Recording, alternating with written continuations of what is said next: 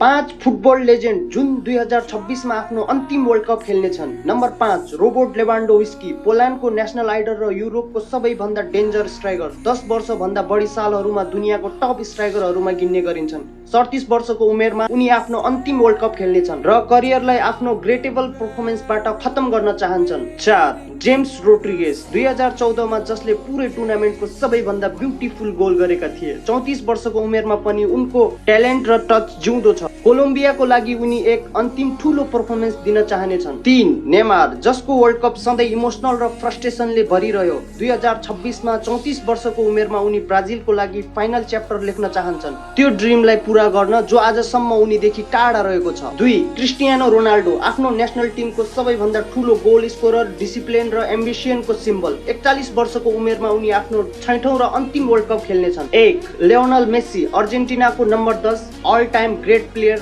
Messi आफ्नो अन्तिम world cup खेलेर कहानीलाई त्यसैगरी नै सकाउन चाहन्छन् जस्तै उनले सधैँ गरेका छन्। मैदानमा खेल्दाखेरि यिनी फुटबल लेजेन्डहरू मध्ये तपाईँ कसलाई हेर्न चाहनुहुन्छ कि आफ्नो अन्तिम वर्ल्ड कप जितोस्? Tell us in the comment.